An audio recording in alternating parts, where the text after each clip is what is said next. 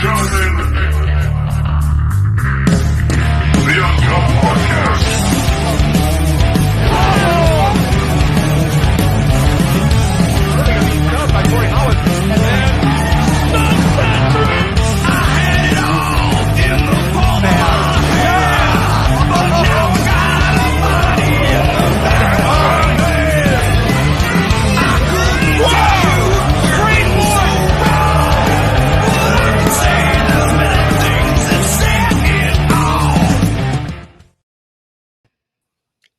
It's the Uncut Wrestling / Indie Movement podcast with your boy, the Ace Stick White, joined by the guy who makes all those badass videos. Yeah. TJ Vegas from the Indie Movement. What's going on, brother? I was literally just about to go, hey, that's a nice looking video you got there.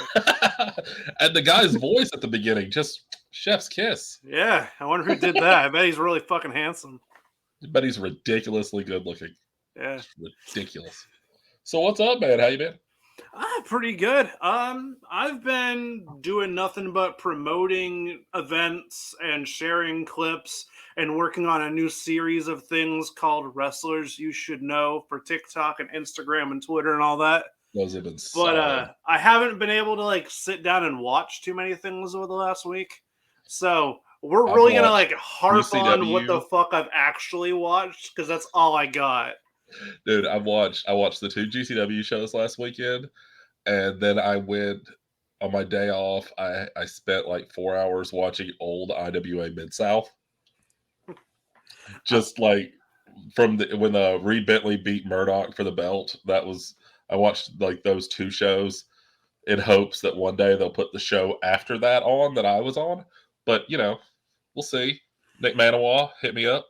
I came home today and I was like, I'm going to watch some wrestling shows that I need to catch up on. They had Black Label Pro's return show with Trey Lamar versus Anthony Henry as the opening match. Wait. And I was like, yeah. And then know what I did? I watched Down with the Sickness 2015. I mean, and I was like, I could have watched that whenever. Dude, that's literally that is my life. This is why me and you polar opposites but kindred spirits, dude.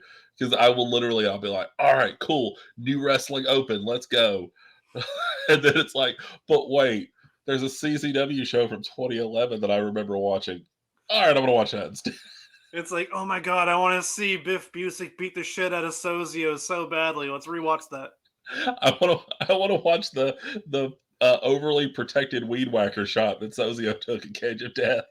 Yeah. Which, by the way, when Black Jesus on the Uncut podcast next week, definitely is going to come up.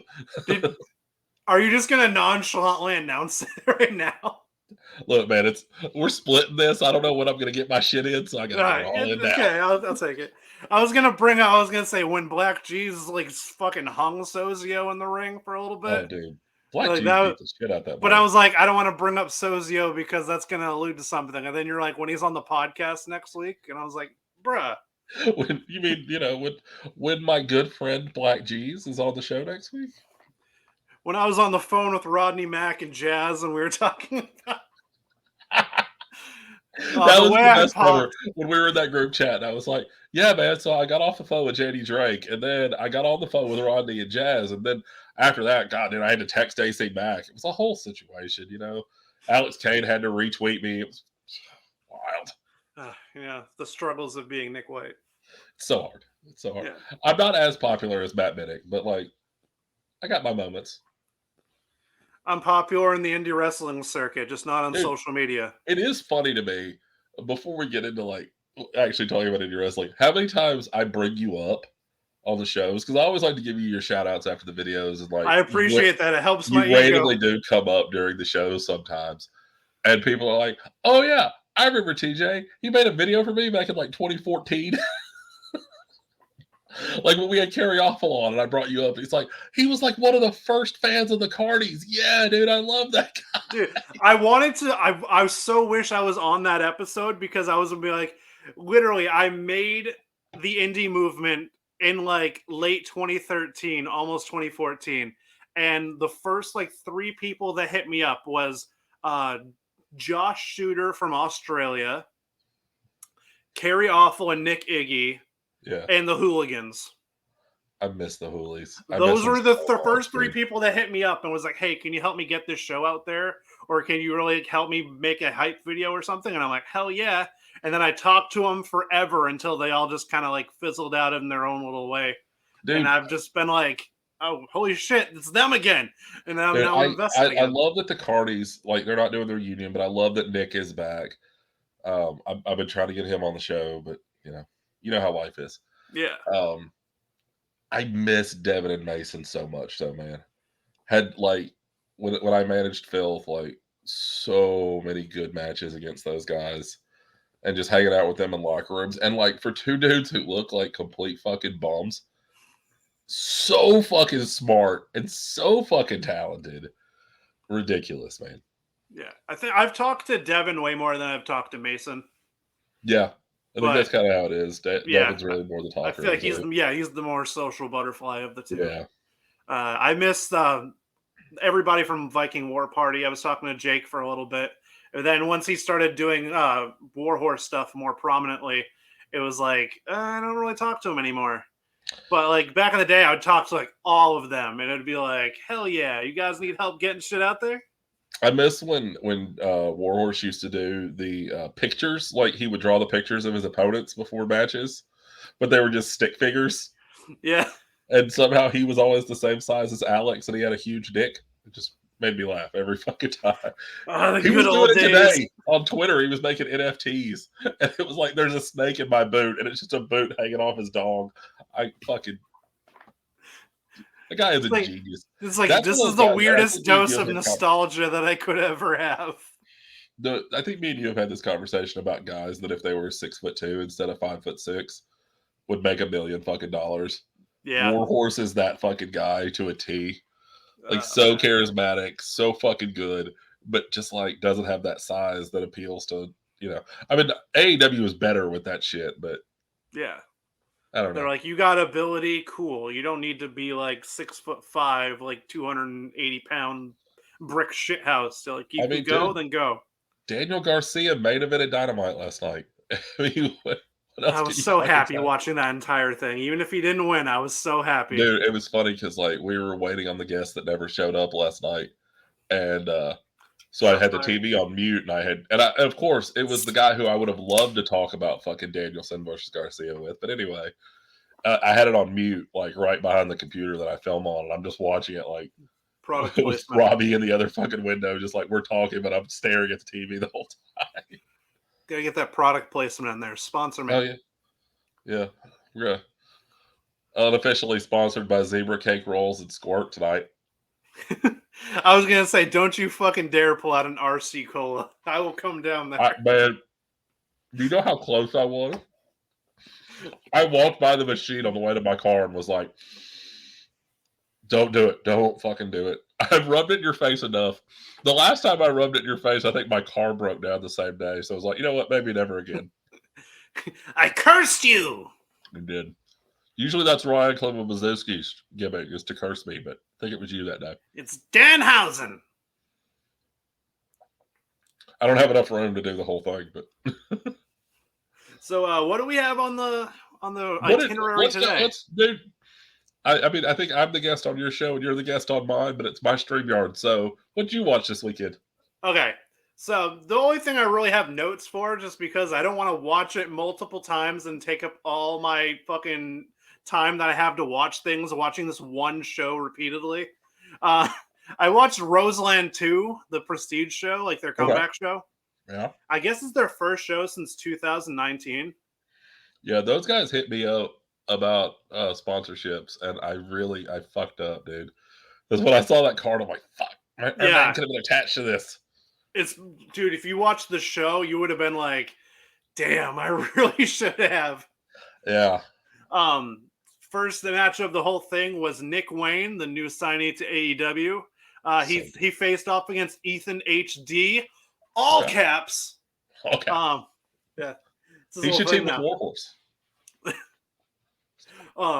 Wayne and Ethan, they played their roles perfectly. Wayne was like the white hot baby face, was playing everything by the rules, get the people all pumped up. Ethan, as soon as they realized he was getting momentum, he's like, nah, son, cut you down.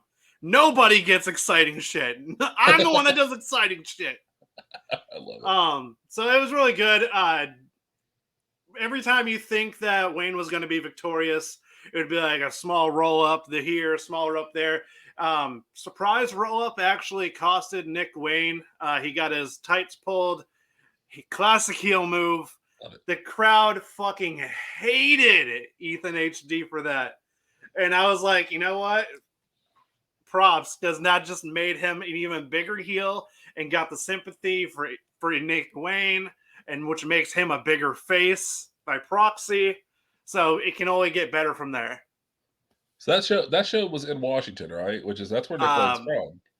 Portland, Oregon, I think. Okay, but like that Pacific Northwest, that's Nick Wayne territory. So yeah, but that's also Ethan HD territory. Okay, because he's from West Coast Wrestling Connection originally. Him and I believe it was Matt Santiago. Okay, they were known as the American Guns. Okay. Yeah, so it was them like a while ago, but I don't know what the hell happened to him. But Ethan HD stayed around. So after that, there was a hype package showing the people that are coming to Prestige rather soon.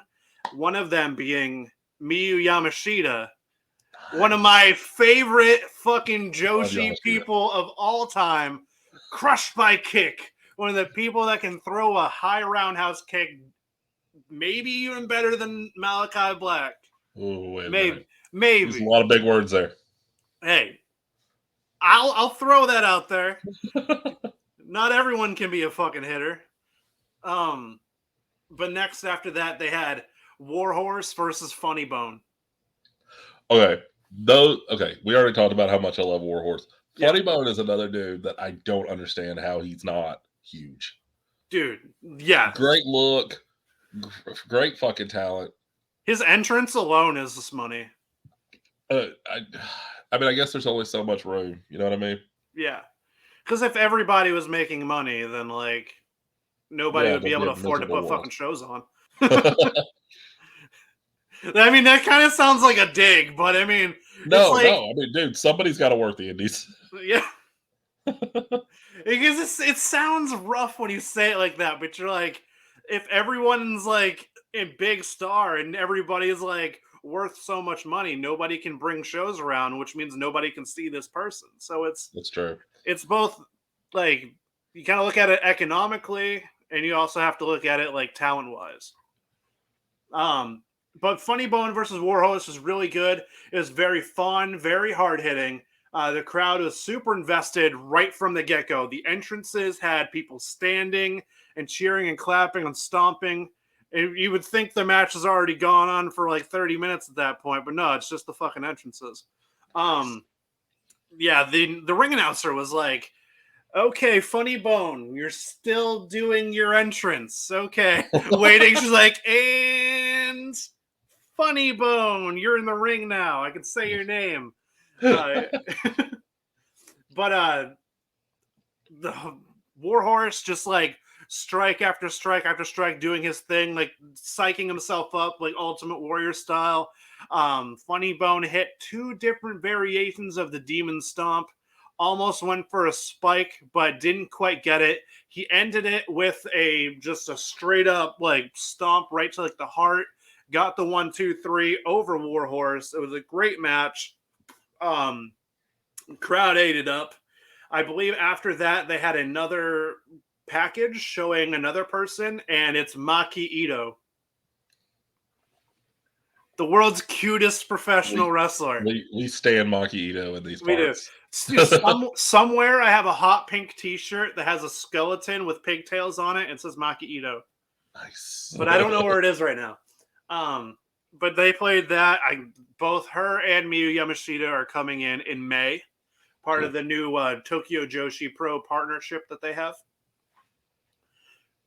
Then we had Alex Shelley versus Dalton Castle. You had this match originally, but it's not what you got. Because somebody else ran in on this, right? Yeah, Alex Shelley, Dalton Castle, and Tom Lawler. Tom Lawler came out. He still has the championship for Prestige. He says, I've been Prestige champion for 1,095 days.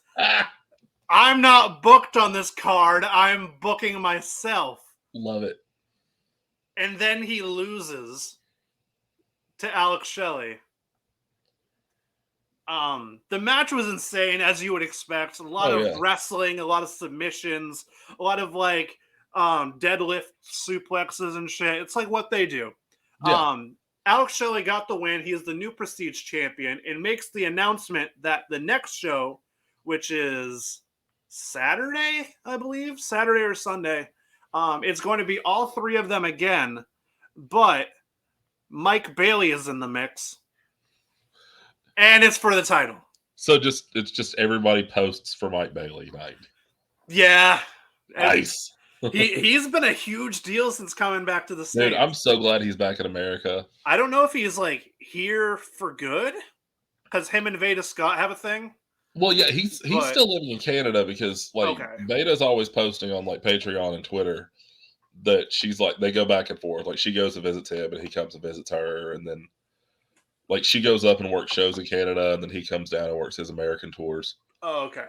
I was gonna say if he's living down here full time, like we're gonna get some insane shit like very soon. I mean, we're still getting insane shit. Like he's been on the GCW shows in Texas a couple weekends ago, Prestige, Battle of Los Angeles. He made it to the finals against Garcia. He's on Impact too.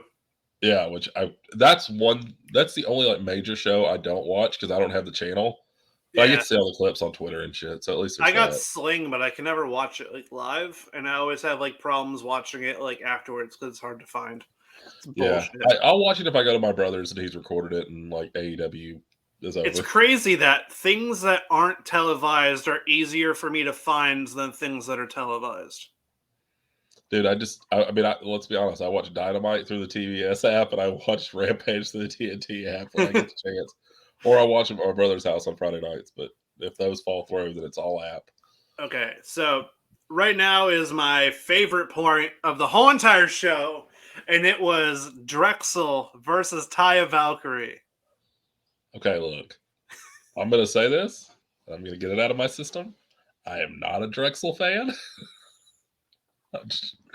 I have my reasons. They may include Zach Monstar. But I'm not a Drexel fan. But the clip you sent me was gold. Yeah. The whole thing happens. Both people make their entrances. And I said it. I don't remember where I said it, but I said Drexel has a very Chop Top Sawyer vibe to him of Texas Chainsaw Massacre. Especially Texas Chainsaw Massacre 2, where it's kind of comical. Yeah. He comes out. Everyone's a little creeped out. Taya Valkyrie comes out. Place erupts. They're in the middle of the ring. Drexel asks for a mic, which never happens. So you're kind of intrigued. You're drawn in. And he goes, I didn't want to face you or fight you. I wanted to get this opportunity so you can give me an autograph. I'm a big fan. And everyone's like, I smell bullshittery. And they were right. Because as soon as she goes, you owe me $20 and I'm about to sign the thing, he goes, can you sign it as Frankie Monet? And everybody just goes, you asshole. And he was like, what? I love that character. She has a dog. Dogs are cool. And then she just beats the shit out of him for a solid like 2 minutes. And it's the most satisfying like 3-minute span that I've ever seen. It's akin to like when Adam Cole had the whole microphone in PWG, and he was like, now facing his opponent ACH, oops, I mean Cedric Alexander, and then everyone's like, boo, and then it's like, in the event of that was racist chant, I want everybody to suck my dick, and then he starts doing the dance. Then Cedric Alexander just kicks him in the face. Yeah, it was similar to that. It was like somebody does heel stuff, but then it's like justice. Yeah, it was so good. In that match, though, there was thumbtacks. There were plenty of chair shots. There was a door that was lined with roses that said Taya's name on it, which was cool. And at the very end, somebody in a mask comes out. helps Drexel. Drexel, I don't know if it was ever like an actual pin or if they just threw the match out. I don't really know what happened. I don't remember that part. But then the mask comes off, and it's Athena. Yeah. Athena versus Taya Valkyrie was announced for a later show, and that is just money. I think it's the one that's like next weekend. So I saw blue, so I was thinking it was April, but it might be that. Yeah. But that was sick. that was a fucking Road Warrior pop for Athena. Oh yeah, it's so crazy to see the reaction she's getting. Because like, I remember seeing her in like Shimmer and stuff, and she's like over babyface, but I guess people are just like, God, she got so fucking misused in WWE. It's a travesty. Dude, it was really bad. We say it like it doesn't happen to everyone, though. Then we had Effie and Alley Catch versus MV Young and Dark Sheik. It was a very good match, very solid match. Within the first 3 or 4 minutes of the match, Dark Sheik pulled off a split, followed by a dick punch to Effie. Just full Johnny Cage. Yeah, just straight up split, pow, right to the nuts. Sold it beautifully. For most of the match, it was a pretty solid tag team match. Nothing out of the ordinary, but there was lots of strikes. There was a lot of promiscuous wrestling moves, like laying down people in 69s and like asses and faces and like, like teabagging people and all that kind of stuff. As one would do. Danhausen was on commentary. I don't know how that worked out really. Like he was just kind of like, hey, it's not my show. So it was pretty fun. There was a lot of false finishes. There was a Alley Catch delivers a sit-down pile driver to Dark Sheik on top of MV Young, just kind of like doing that whole Rikishi like sit-down thing, which was good. I thought that was going to get the win, but it wasn't. And then we saw the combo that just ended it all, because if they would have kicked out of this, I would have been pissed. MV Young and Dark Sheik delivered a double German suplex, followed by double super kicks, and then a doomsday device, and then an awesome bomb where they threw Effie on top of Alley Catch. And then Dark Sheik comes off the top and hits a leg drop on one of them, and then they get the 1, 2, 3. So if you kick out of all of that, that's I'm just going to get angry. That's some you're gonna have to, like, bullshit right there. You're like, I need the win. I'm going to pull out a gun. This is all I have left. Dude, and big up Dark Sheik, too, because, like, crazy, like, I know you're a big fan from the Hood Slam days, but, like, for those of us who didn't really watch Hood Slam, to see her, like, her GCW run has been crazy. And then, like, she's even gotten WWE pub. I mean, she trained Lita for the Becky Lynch match. She's all over the Lita hype package for the Becky Lynch match. And was a big person for Shotzi Blackheart, too. Yeah, for sure. So, like, good for Dark Sheik, killing shit. Malachi Black versus Davey Richards. Okay. I mean, hold on. I have a clip for this. Although it doesn't really fit. I feel like I know what you're doing. You know exactly what it's going to be. Big meaty man slapping meat. I was actually expecting the wow. Oh, wait. Hold on. Do I have the... Oh, I don't have the wow. It's okay. A lot of people won't know who that is anyway. So. No, nobody would get it. That'd be funny to, like, 5 of our friends who listen to this. Yeah, we had to play to the players. But it's exactly what you thought it was going to be. Lots of kicks. Lots and lots of kicks. Lots of elbow strikes. And a lot of, like, German suplexes. Makes sense. That's like all their moveset is. Roundhouse kicks, rib kicks, knee strikes, German suplex, elbow. I miss the old days of Davey Richards when he got really mad at people on Twitter. Yeah, now he's just like, things happen. And you're like, just a wiener. Happened? Yeah. Dude, I mean, this is a guy, and I hate saying this because I want to get him on the show, and I can't from one of my Twitter accounts because he has me blocked. Because I compared him, what was it? Oh, I was at a Oh, what the fuck is the name of that band? Oh, the band's name was King. I don't know if you've heard of them. They Like were King 810? not King 810. I knew you Okay. were going to say that. Who I've also seen live, and they were very good. But no, the band's name was King with a Y. They were Oh. opening for 10 years. And it was like the longest set. They only went like 30 minutes, but it felt like it went for fucking ever. You know the bands. Yeah. Yeah, I do. So I'm tweeting while I'm at the show, and I tweeted, "This band reminds me of a Davey Richards match." This was like 10 years ago. It was like, "This band reminds me of a Davey Richards match. It's going on way too long, and I feel like I really would have enjoyed it 10 years ago." And Oh, that's so good. and Davey Richards blocked me. And I didn't even tag him, which makes it even worse. Now I Lindsay just want to. Vanity searched his name and saw that tweet. Now I just want to go on Twitter and be like, Davey Richards looks like a jacked up Chris Kattan. He does. He does. You cannot touch the said that in the mango. group chat that one night, and I was like, he looks like mango. You cannot touch the mango. He does. But then at the end of the match, I believe, yeah, Malachi Black did his whole thing, and he got the win. And it was kind of like, are you going to show me respect? He puts his hand out, and Davey Richards like, I've been doing this so long, I know this fucking trick. I'm not doing this. And then he was kind of like, he like Kombucha Girl did a little bit. He was like, maybe?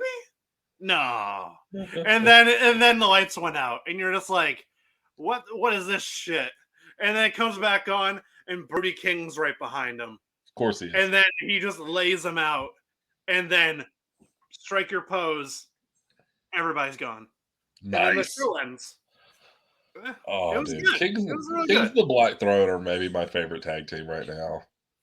Just That I went a love lot Big longer Dick than I beating the shit out of expected. people. That went a lot longer than I expected. It's what we do, bro. Speaking of Kings of the Black Throne, Okay. fucking House of Black gets a new member last night. Yeah. Fucking And Buddy Matthews, and when I tell didn't you I think of that. screamed like a little girl and scared my cats. I didn't think of that originally. Like, it makes sense, and when it happened, I was like, oh. But, like, when the whole thing went off, like, all the lights went off, I was like, we're going to see some weird, like, switcheroo shit. Like, I feel like Again. Pentagon is going to be with them because of Yeah. the new look and everything. And Pac is going to be, like, underneath everybody, and it's going to be like, how did this happen? Ooh, voodoo magic. But I thought it was the return of Ray Phoenix. I thought they'd hold off the third member of the House of Black. Like, they'd give the baby faces like a little hope. Like, oh, now we've got you outnumbered, motherfuckers. And then next week, it's just, no, you don't. We got 3 now. But no, it's now a 3-on-2. So now we get the dude. I know a lot of people, I saw it on Twitter, a lot of people are shitting on the Pac Malachi Black storyline. Like, it's moving too slow for a lot of people. It just seems like it's like a vehicle to debut more talent every week or debut new gimmicks, which is cool. I'm enjoying it. I get where people are coming from, but I think this 6-man tag, which is clearly the end game, which is probably going to happen at Revolution, is going to be the most insane shit fucking ever. I want them to do a promo where it's like, we gave our souls to the devil. And then Buddy Murphy's in the back. He's like, I'm a ginger. I don't even have a soul. I hope, my ultimate hope is Buddy Murphy never talks. Like, he's just standing there in the background like, this is the best they had for me. Yeah, right now, the Buddy Matthews thing is just like, oh, okay, boss. Yeah. Yeah, and Whatever even you last say, night, but boss. I like the little things that AEW does. And a lot of people are like, oh, why do they have to have...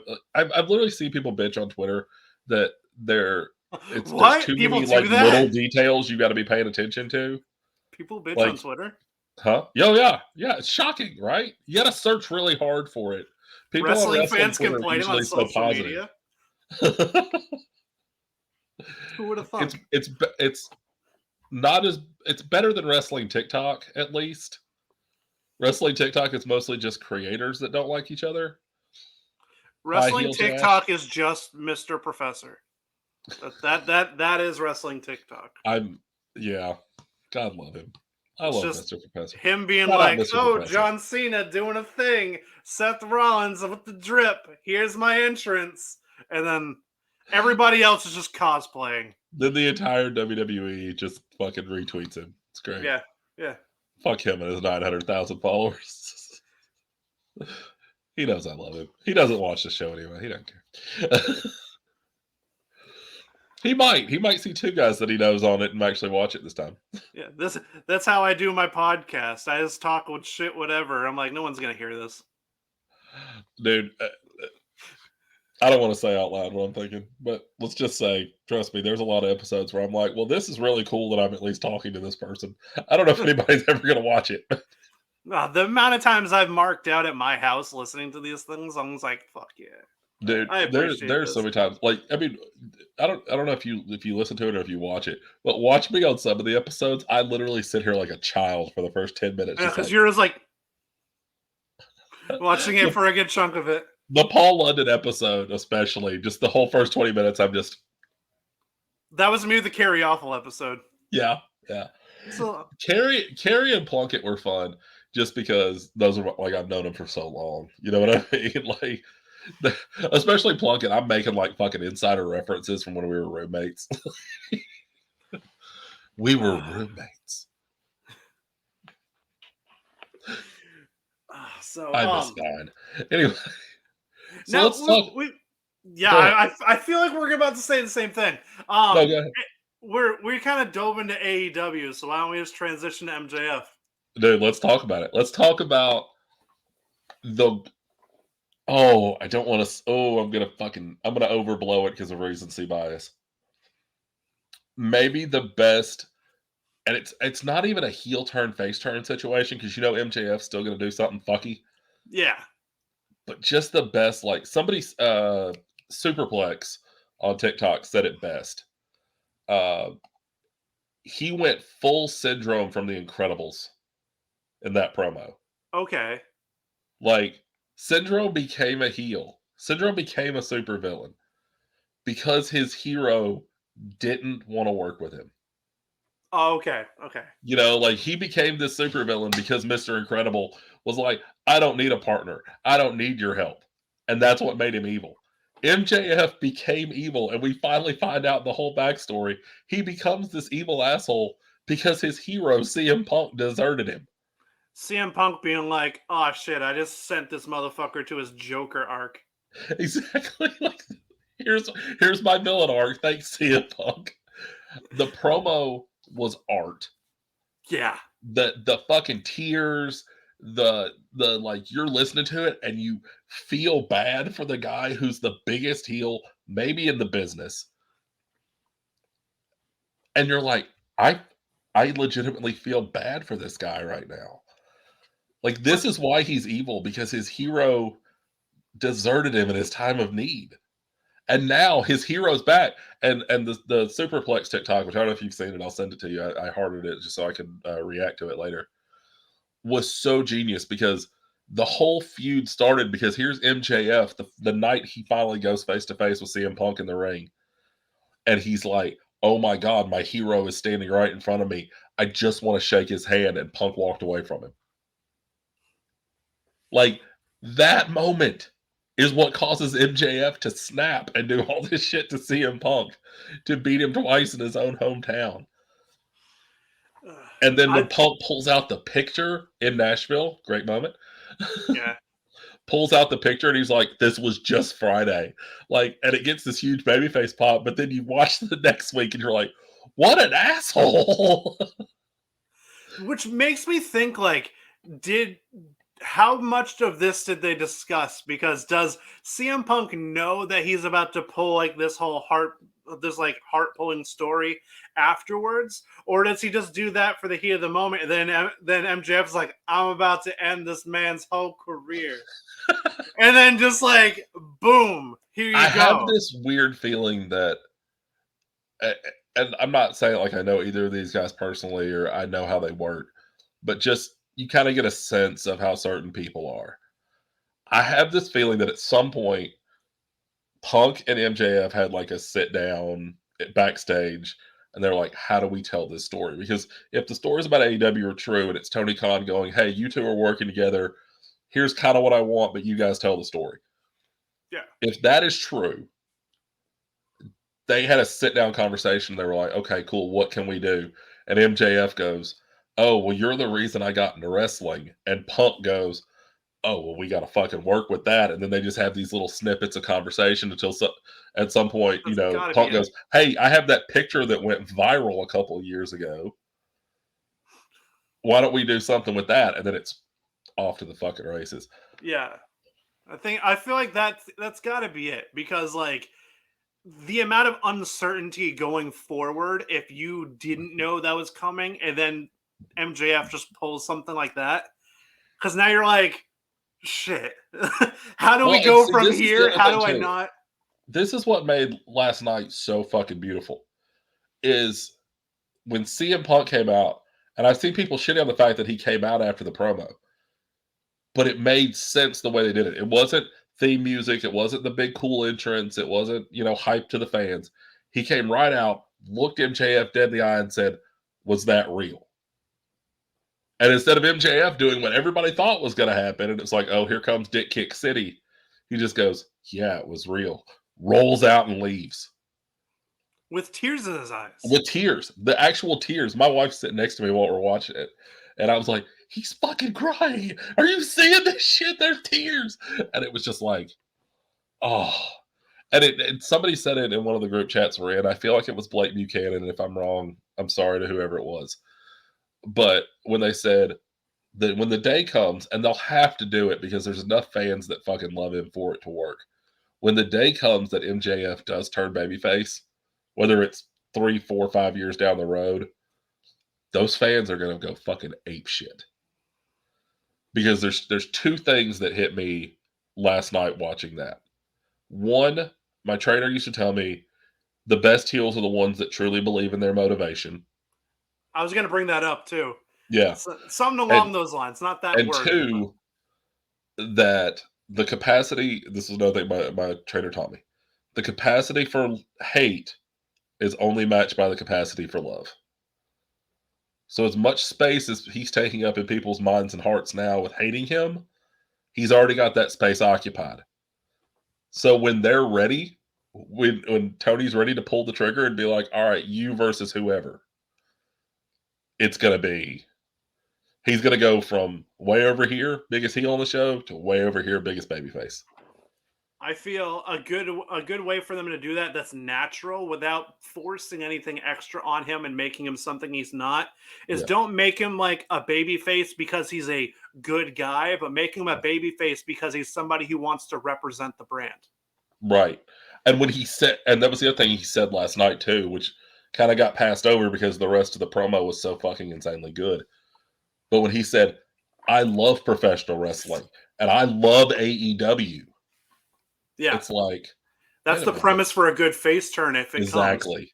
And it's those little fucking snippets that AEW is so good at dropping. You know what I mean? Like all the little stuff they did building up to Punk debuting, where everybody knew it was going to be Punk, and obviously it was the most obvious fucking debut ever. Even Tony Khan said, look, you're not going to be disappointed, that kind of shit. Yeah. But it was the little things they did before. The Kenny Omega and the Cookie Monster shirt. The Darby Allin dropping the promo saying, I don't care, come to AEW if you think you're the best in the world. Like, little fucking CM Punk shit all over the place. So it's already in your mind when it happens. Yeah. I mean, that's the stuff I love about AEW is it's not, I mean, the matches are great, obviously. They're putting on fucking classics every week, but it's the little snippets of storytelling that just make it like, this is so good, because then when that shit pays off, you're like, oh god, it was right in front of my face the whole time. Yeah. Like all the Bullet Club stuff.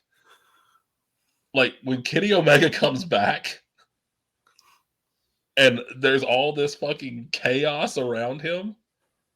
It's all the Bullet Club guys fighting.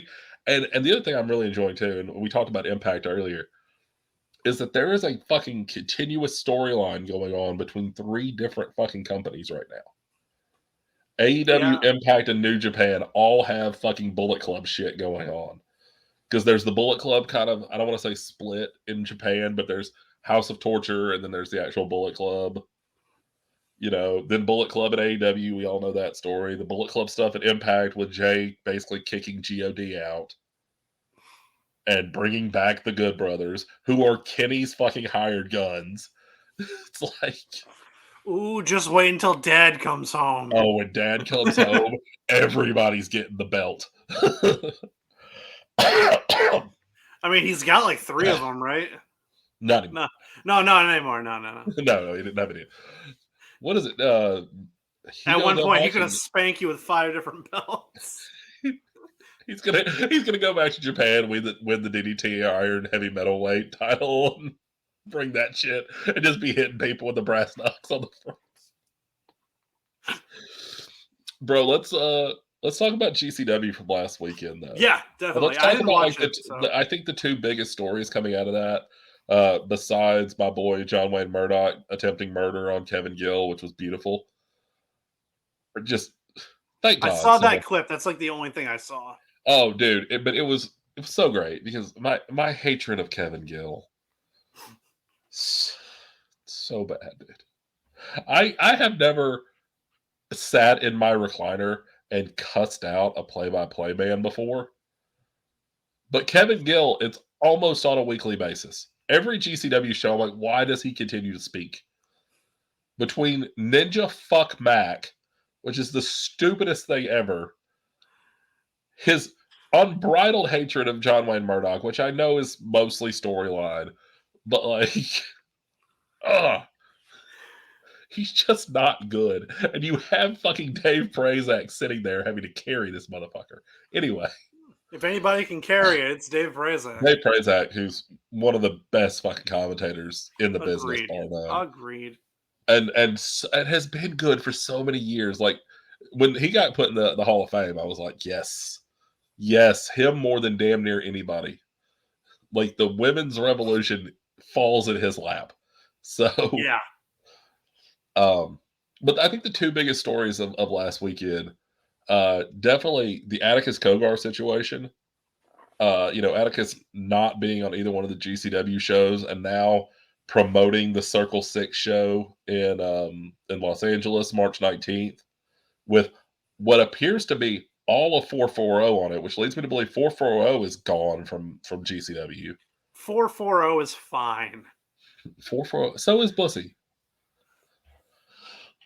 But I mean, it looks like all of them are gone from GCW. That show also has Christopher Daniels on it, random as fuck.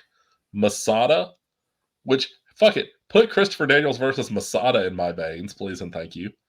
And then the main event appears to be Jacob Fatu versus Schlack, which is, bruh, I get to use it twice in one show. Big meaty man slapping meat. That's going to be what gets me copyright claimed. I can feel it. One day, that's going to be the one. We already got one. Anyway, we got one for your Barry Horowitz video. Oh, yeah. Action Bronson. Oh. No, it wasn't even Action Bronson. It was the 10-second clip of him pinning Skip. Ah, yeah. If you go watch that on YouTube, the video literally skips 10 seconds. They give you the option to just delete that part. But anyway, okay, yeah, that makes WWE sense, copyright claimed it, and you've used a lot of WWE clips. So the fact that that's the one that got it, well, probably because it's so long. It's only like 10 seconds. But yeah, normally I think it's like a 4-second clip is like the threshold. Oh, okay. Well, yeah, they got us on that one, but it's back up now. So if anybody wants to go watch our interview with Barry Horowitz, be sure to check out youtube.com. Yeah, go on YouTube and tell me how good of a job I did at making that video. Yeah, everybody, and all the comments, just put over TJ Vegas's videos. I don't care about the rest of the show. Yeah. Make it into about 6 minutes in on every episode after me and Robbie and Matt just have a circle jerk. Yeah. And, play a nice game of Limp Bizkit. Gotta do what you gotta do. We gotta get ourselves over, man. You know me. I'm just put me over. That's my motto. I invented put me over. I said it over before we did all this, but I'm just trying to get my name out there. Just trying to get some press. That might be my new tagline from here on out. I'm just trying to get my name out there. But I think the biggest story of the weekend for me was in what seemed to be a throwaway match. It was supposed to be Ornbite versus Alex Colon. Alex Colon gets hurt at I want to say the JCW show, maybe it was H2O, Saturday afternoon. He doesn't compete on either one of the GCW shows last weekend. And on Sunday, it was supposed to be Cologne versus Orin Vite. Cologne can't make it. And they put Cole Radrick in the match. Huh. And I was like, what?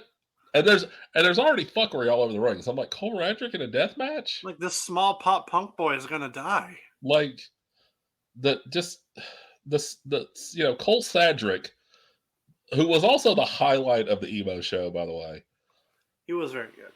Cole Sadrick comes out and has the best death match, and this is not hyperbole, the best death match I've seen in America in probably 3 years.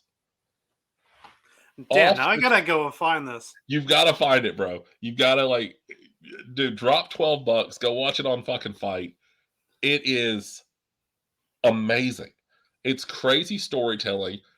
Cole goes through this whole fucking evolution through the match of not really being sure what he's supposed to do in the beginning to being completely fucking into it by the end. He's fucking hitting himself with light tubes. He goes full Adam Bueller and cuts himself across the chest with one of the light tubes. He takes a fucking, what's the big ladder they use? 16, 18 foot? I think it's a 16, yeah. 16. He takes a 16, sets it up. He hits one of those chandeliers over the ring at the showboat. And Prazak's like, Lauderdale's doesn't even give a shit about the chairs anymore. Because the fucking chandelier almost comes down. Climbs to the top of that motherfucker, hits a senton off the top of the ladder through Orin Vite, who is covered in light tubes.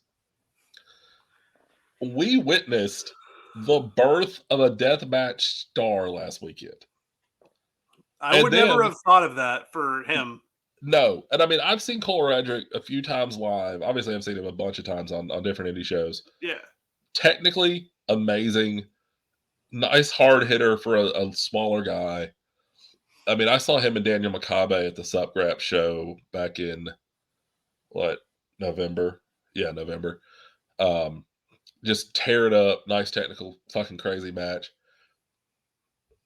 But Cole Radrick is a deathmatch wrestler.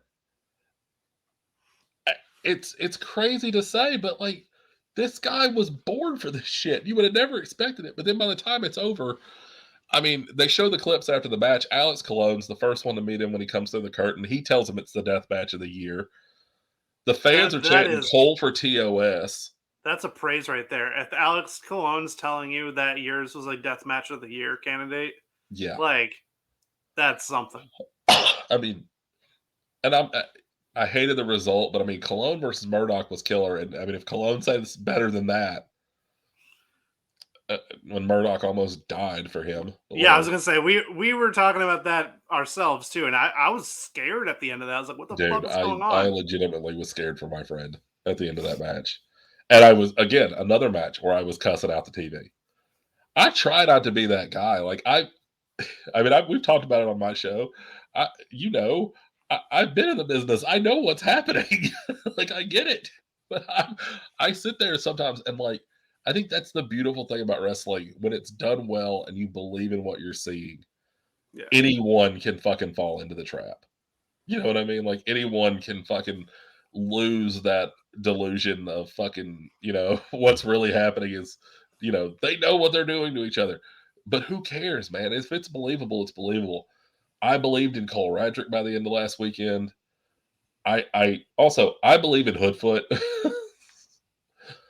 Hoodfoot looks like he's going to die on a weekly basis. That guy gets color like nobody's business. And him versus Tremont on Saturday night was also very, very good. It lasted. It was one of those matches, and I think me and you have had this conversation about some matches where it went 5 minutes too long. Yeah. Where you're like, okay, that's definitely the finish. That's a perfect finish. Oh, he kicked out. We got 5 more minutes of this shit. But the more kickouts there are, the more Dave Meltzer will rate it. Yeah, because Davey is doing a lot of deathmatch rating.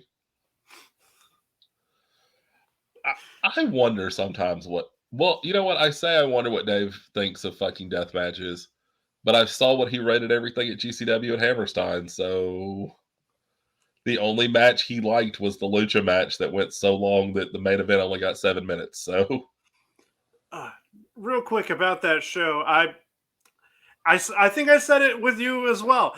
If you would have taken out Sam Stackhouse and taken out like Hornswoggle and I don't know, if you would have just left Chelsea Green, X-Pac, and Brian Myers in that Matt Cardona, Joey Janela match thing, that's all you would have needed. Everybody else can just fuck off. That was unneeded. You made the thing go like 40 minutes. I could have taken understood 16 what minutes. they were doing. Like, I mean, I got the joke that, oh, it's the Matt Cardona match. They're going to book it way overbooked like WWE would do a major match. I mean, I get that's the joke. And I don't even mind Hornswoggle, like, appearing. But then they did the Hornswoggle Sam Stackhouse bit, and you're like, okay, all right. It was like Fat Bastard versus Mini-Me. Like, I'm going to eat you. I'm higher up on the food chain. Yeah, it was a bit much. You know, Moxley and Homicide was not what I wanted, but I feel like they were having to rush that too. And like they the couldn't last have gotten two as matches had to violent as rush they wanted. everything because of the WWE match and the Lucha match. Yeah, plus you have all the regulations for the New York State Athletic Commission, and you can't use glass, and you can't like openly bleed or anything like that. So like, Yeah, you can't like get like good color. Like I think, well, I know Zach bled, but that was only because did he break his nose or something in the middle of the match? Yeah, and they had to have somebody. I think that's when all the overbooked shit happened because they were cleaning him up. Yeah, they were cleaning him up in the corner, so they needed something to go and take your attention away from him. So here's the overbooked bullshit, and then it's like, okay, we're good to go. He's like, finisher, I win. Yeah, I am looking forward to X-Pac and Janela versus the Majors brothers this weekend. That'll be good. I am worried that that's going to be more overbooked bullshit, but I don't think they're going to go as far as they went at Hammerstein. Yeah, there's a couple shows that I want to talk about, but at first, can I just say how fucking pumped I am to have Biff Busick back? Oh, dude, Biff and Slade was everything I love about professional wrestling. It's like, yo, you just went to the WWE and you proved that you can go, but they didn't use you well enough. Come back to the Indies, and then you almost die. Yeah. Yeah. Welcome back, RIP.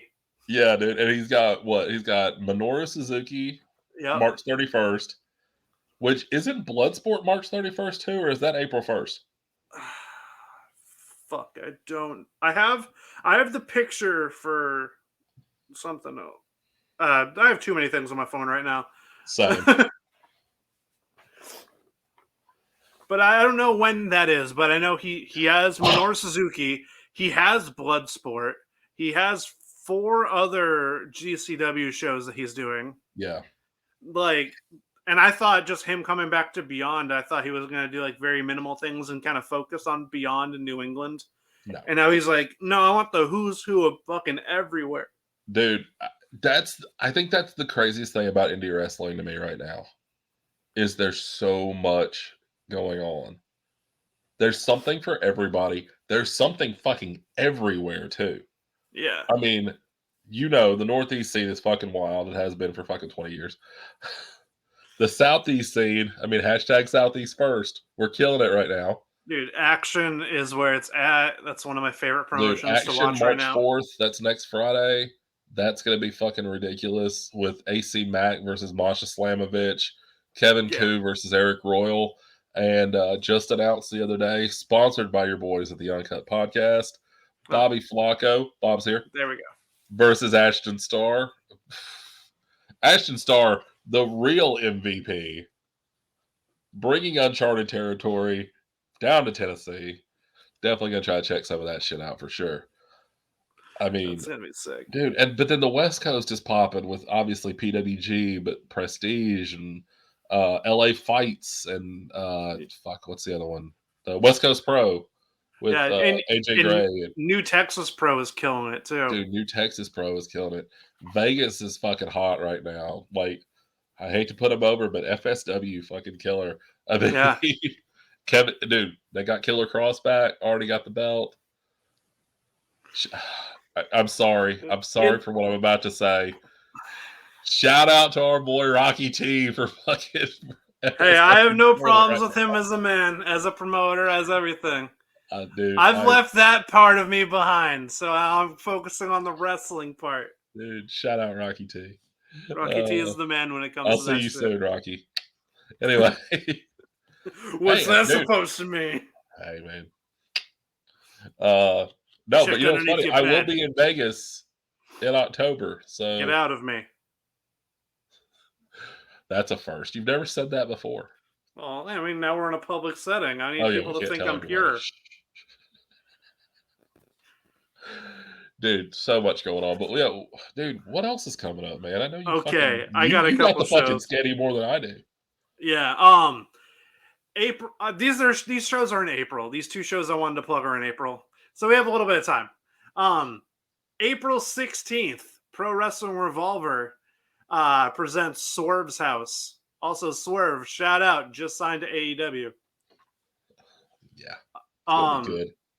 I'm gonna put it from the bottom up because I don't know how this whole show is structured, but it's gonna be the Hoss Fight Scramble. Just those words alone, it's like take my money. I'm in. Madman Fulton versus Jessica Havoc versus Jake Something versus Grizzle Cal Jack versus Crash Jackson versus Beef. I'm in. I'm sold. I'm down with it. Now Sammy books that, right? Sammy Callahan? Yeah. Okay. Makes sense. And then we got Man Scout Jake Manning versus Dan the Dad.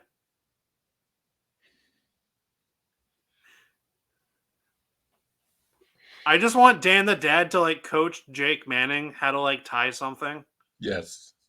He's like, you know, just a little tighter right there. Oh, there you go. Good job. Then we got the Spiderweb Death Match.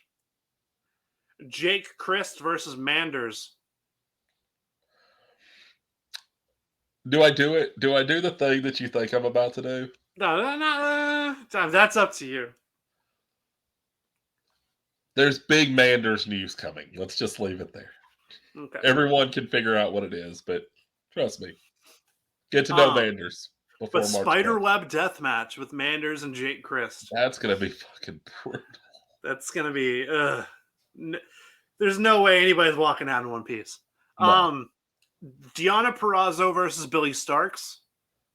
Good for That's Billy. That's going to be good. Hopefully she makes it over the ropes. Revolver Tag Title Match. The Wolves, Davey Richards and Eddie Edwards versus the team of Steve Macklin and Weston Blake, known as the Prisoners of Society. Okay. That's a very Joker arc fucking name. It's like, we live in a society.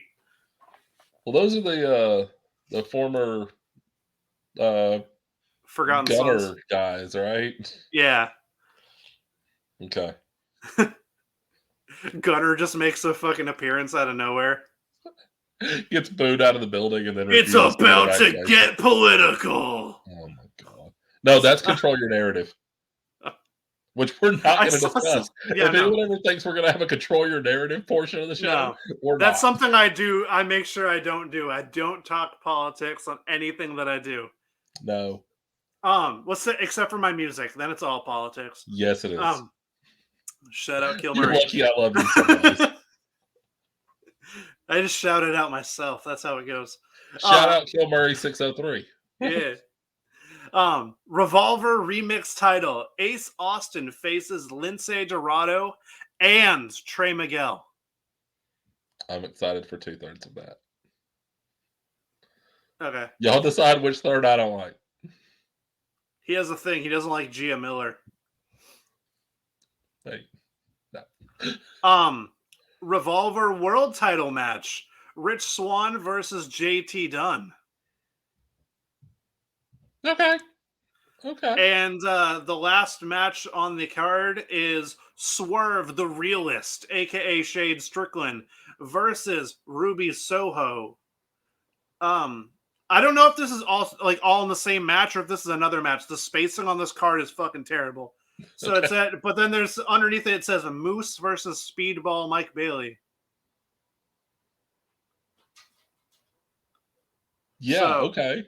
So I if know it's you all love one, Moose, so I won't say I'm a that. big Moose fan, but I don't know how I feel about that. But I mean, fucking match every match on there looks pretty good.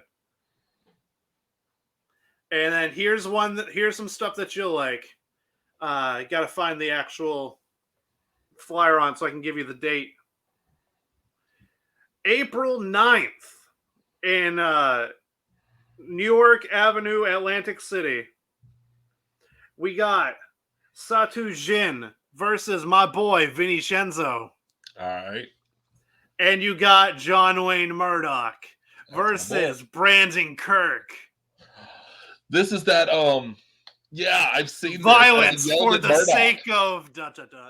I texted John when he announced that match and was like, "What the fuck is wrong with you?" And he's like, "What are you talking about?" And I'm like, "How dare you wrestle my other favorite indie wrestler? I don't have time for this. I don't know what I'm supposed to do for that match." Now you know how I feel when I have to watch Celtics versus Heat all the time. I'm just Oh, like, oh fuck, this is gonna hurt, but like whoever wins, I win. yeah. So I'm glad to Um, be a Bucks fan. but then we also have Bam Sullivan on there. We got Nice. Casey Catal on there. We God got bless her. Reed Bentley on there. Reed. So we're rounding out God, everything. Bentley. Then we have Sawyer Wreck on there, Randy West on there, Big Randy West fan. Sadie Suicide's on there, Lou Dark, and Casanova Valentine. I couldn't read it Yeah, for a second. that's the one where it's the it's a 4-woman deathmatch tournament and then 4 men, and then the fucking winners of those tournaments fight each other.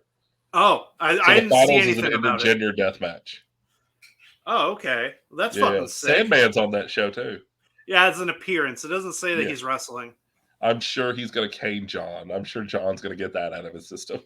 Okay. Yeah, so we got those, and that's pretty fucking sick, dude. Dude, that show is sick. Yeah. Dude, Action Wrestling coming up next weekend, March the 4th. Gonna be fucking solid. We talked about that earlier.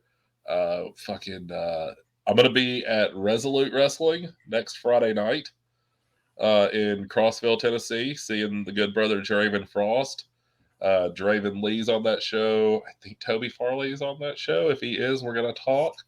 Gonna be a lot of dudes that I've known for years on that show. Got some friends coming into town. We're all gonna go see Resolute Wrestling. And if you want to see your boy live and in person, spitting blood like a crazy person, March 27th, Centerville, Tennessee, at the Stables Event Center, Nick White returns to the ring for the first time in over a year, managing JC Crow for the first time in over 3 years at the Rumble for Row. Great benefit show. It's going to be awesome. Just making sure everybody gets hydrated. Gonna be, yeah. Oh. Well, TJ, it's been fun, you fucking prick. Okay, I actually just found the card for this Sunday's Prestige event. So this is this is what I want to end with because this is pretty stacked too. 4-way tag team match: Sonico and Nick Wayne versus the West Coast Wrecking Crew versus C4 versus the Midnight Heat. That last team's name sounds so What is dumb. it, like Dennis Condrey and Stevie Ray? I don't even know who their names are. Oh god, I've heard of one of those people. No, I've heard of Sonica. The 2. 6-person scramble match: Kevin Blackwood versus Kid Bandit versus Adrian Quest versus Ethan HD versus Tyler Bateman versus MV Young. Just Kid Bandit just outliving his best life, isn't he? Dude, I'm so happy because like you're just like be you to your fullest extent and love it, and they're just like, I bet. Look, man, again, we don't talk politics. I know there are people out there that don't like Kid Bandit because of who he is. I'm not one of those. I don't know. Maybe I finally have grown up, but that motherfucker is out having the time of his goddamn life. Her life, their life. I don't know his pronouns. I would just say their life, having the time of their lives. It kind of works for everything. Dude. Let him do it. Just that kid is fucking ridiculous in the ring. I don't care what they do. Not even a year in. No, it's ridiculous. I've seen a couple full matches, but I've seen a lot more like highlight videos. Ridiculous what this kid can do. But the card just gets more stacked as we go. Because we got JTG, Jade the God, versus Clark Connors. That'll be ridiculous. We got Devil's Playground, Drexel versus Vinny Massaro. Yeah, shout out Vinny Massaro. Hit me up. I love that dude. That's your boy. Delilah Doom versus Chelsea Green. I'm a big Delilah Doom fan. Have been for years. So I'm excited for that. I'm a big Chelsea Green fan, so that works out nicely for us. Now we got to fight. PCO versus Calvin Tankman. Sir, I've never gone for 3 in one episode. Big meaty man slapping meat. I've never got to hit it 3 times. I got to hit mid like 9 times in one episode, but then we got Taya Valkyrie versus Viva Van. Oh, and shout out Viva Van for having a crazy year last year, man. Didn't she have like 4 titles at one time? 4 titles at once. I've been following her on Reddit for like ever because she posted Squared Circle a lot. And like I think she was about to quit at one point, and then magically she fucking had like 4 titles the next month. It was crazy. Yeah, just do what I do. Have 2 titles and then be like, I'm out. That's all you gotta do. Fuck this shit, I'm out. And then you got the fatal 4-way for the prestige title: Alex Shelley versus Tom Lawler versus Dalton Castle versus Mike Bailey. That's gonna be wild. That whole show, this is on par with that last show, Roseland 2. And I feel like they have so many events like posted already.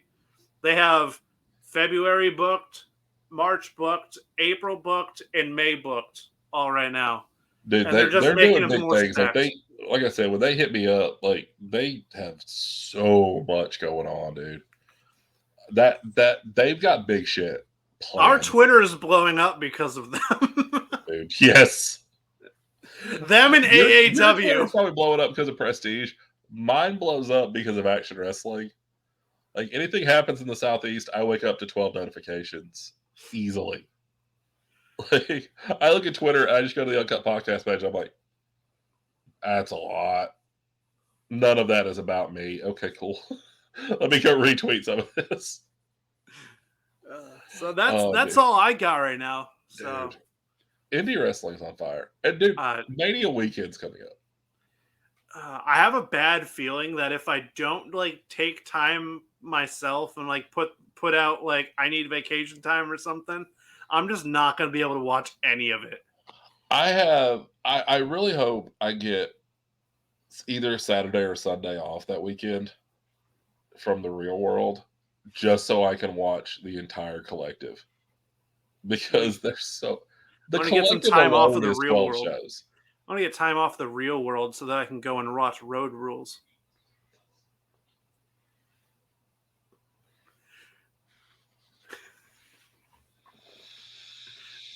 It's what I do, Nick. I put obscure pop culture references and everything.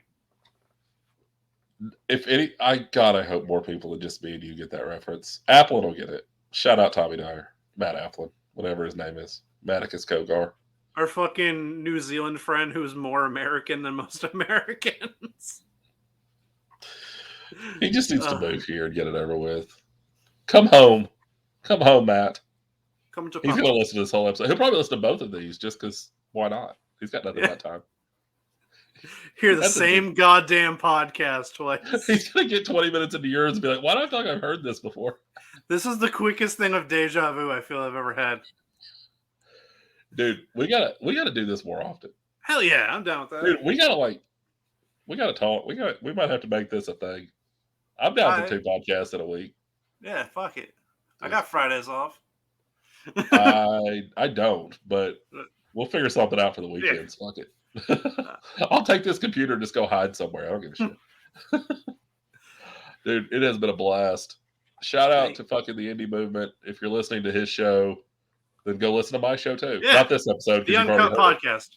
Yeah, go listen to the Uncut Wrestling podcast. You can listen to us on YouTube, Spotify, Anchor, Apple Podcasts, Google Podcasts, Stitcher, somewhere else. We're not on SoundCloud, but we should be. There's also my favorite rapper right over there, Kilmurray603. Check out the Just Plain Filthy podcast, the Indie Movement podcast. Both in the same place. Yeah. We put the Just Plain Filthy podcast with the Uncut with the Indie Movement podcast on the JPF Spotify, so you can find us all in the same place. New episodes every Friday on that. So we're also on TikTok at the Indie Movement. Indie spelled in like not good because I put a Y. Right, yeah. So if you're watching this, just type that in pretty much every social media, and you will find us. It's a lot easier to do. For that graphic that I made for this, I just said Spotify, YouTube /podcast places. I saw that. I appreciate that. I was like, I don't fucking need to list like 10 things. Screw that. And then definitely also go check out at the Ace Nick White on Twitter, on TikTok. Check out Uncut_podcast, like you see scrolling across the screen. Also on Twitter and TikTok. We don't have an Instagram. We should. Yeah, I tried to tag you guys on Instagram, and I was like, nope, that's nothing. No. I can't find them. So. Yeah, and check out Love Panda 24x48 because I'm contractually required to say that. DJ, it's been a blast. I love you, brother. Be sure to check out the Uncut Wrestling Podcast next week when our guest will be Black G's. It's going to be awesome. Former CZW champion, current NWA superstar. It's going to be a blast. And I'm working on that video right now. And the video is going to be sick because they always are, because TJ kills it. I never point the right way. I did that earlier, and I was like, yeah, uncut. And I was like this, and I was like, I'm not uncut. This way. Yo, what's up? Dude, this is episode 28 of the Uncut Wrestling Podcast, and I still don't know which direction to point. And that's even worse when you consider how many episodes of the original Uncut podcast there were, and the fact that I knew results on that EFED thing I do through StreamYard, and I still don't know which way to point. So, it's wild. Love you guys. If you don't listen to the Uncut Podcast or the Indie Movement, you are clearly mid. And since Robbie's not here, you know what you have to do, right? TJ, how many clicks is it? 2 clicks.